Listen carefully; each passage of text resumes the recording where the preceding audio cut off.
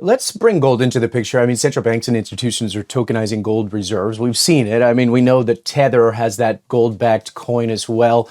Chainlink helped tokenize a major institutional gold vault recently. No, I mean, what's that process look like, and is it scalable?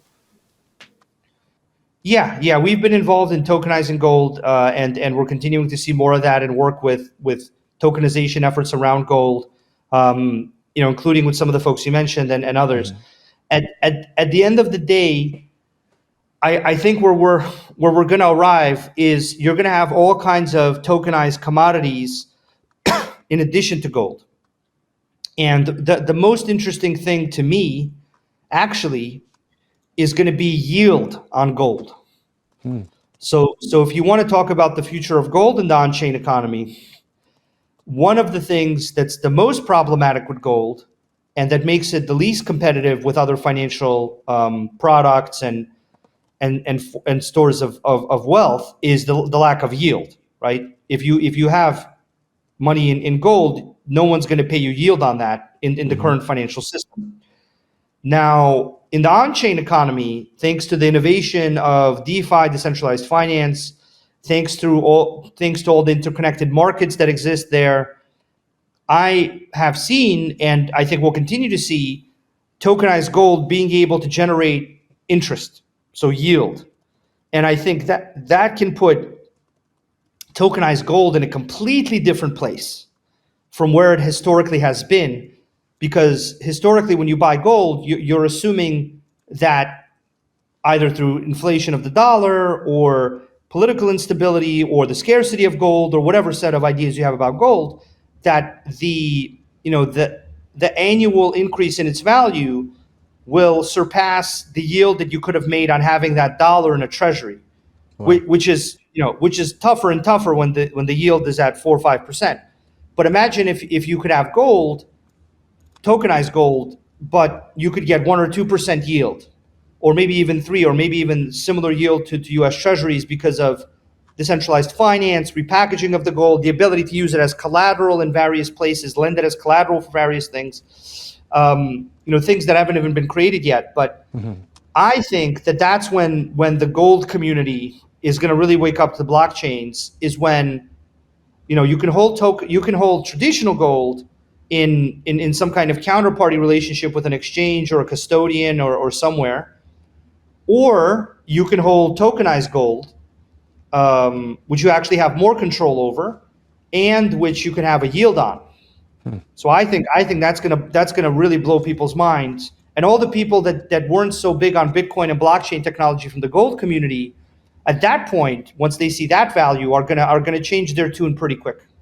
Yeah, I mean, it feels like it's a structural shift. I mean, does programmable yield-bearing gold, change the role it plays in global reserves? Could it challenge fiat debt as a preferred kind of sovereign asset? Yeah, maybe. I think on a commercial level, it could do that. On a central bank level, I think that's tougher. I mean, there's a reason that there isn't yield on gold currently. It's because of what you can use that gold for. But the DeFi community is extremely creative. Right now, Chainlink powers the majority of the DeFi community. On many chains like Ethereum, we power the vast majority of it at over 80%. So we know that community really well. We were there, helping it grow from less than 100 million in total value to over 200 billion now, continuing to power the majority of it. We know the teams and the people there very well. They're very creative people. They're very smart. They're very motivated. They've found unique ways to create yield on various asset types, and how to use those assets for collateral in various systems and financial kind of products that manage risk well while also creating a lot of yield. And that is where I think this will come from. I'm not sure it's going to come from the traditional finance world's tokenization of gold. I think it'll come from the decentralized finance communities' ability to generate yield, which is a skill they've developed to like an amazing degree now.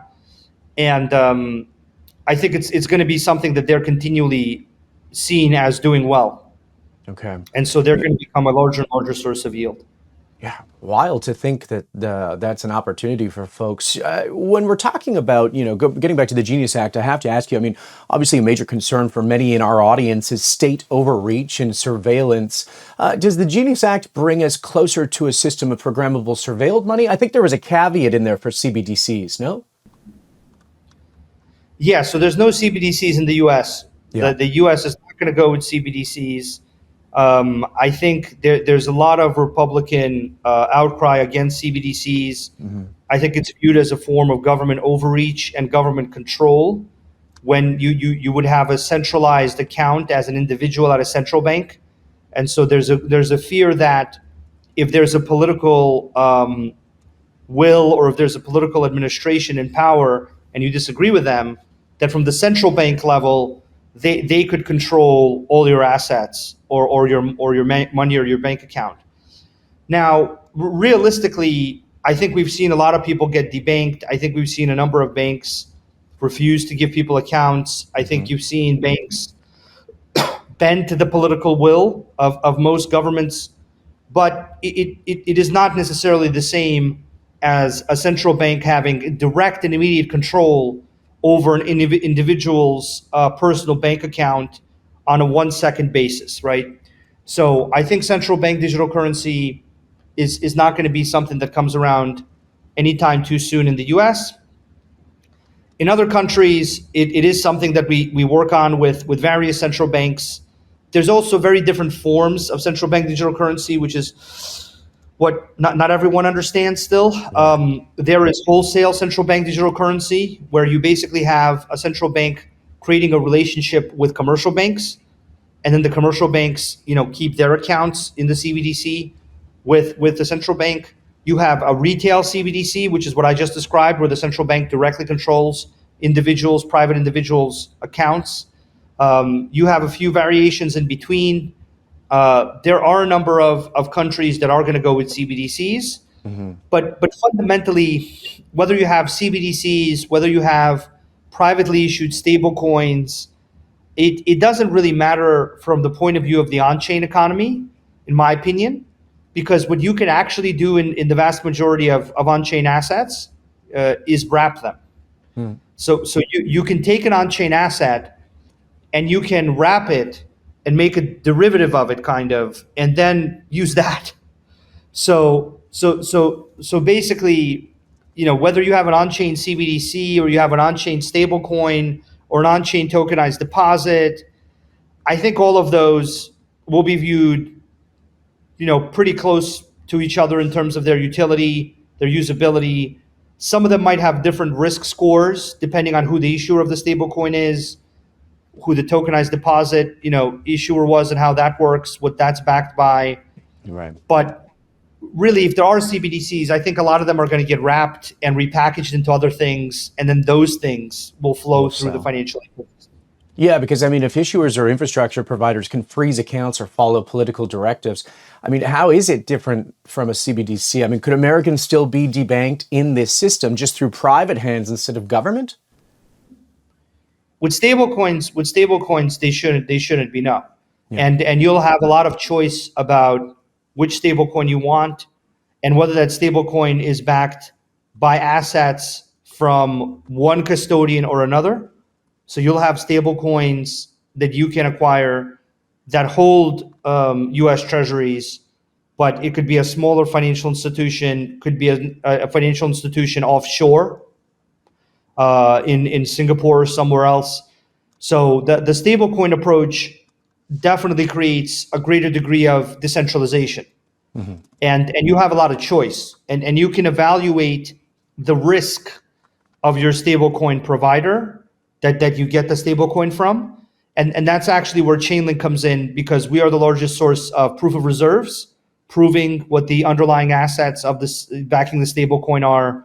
We also have proof of liabilities, proof of solvency, these various other proof of systems that we're in the process of thinking through and rolling out, where we really want to get to a place where you, as a consumer of stablecoins, can immediately assess, and on an ongoing basis, in an automated way, assess what the reliability and the risks of the stablecoin are.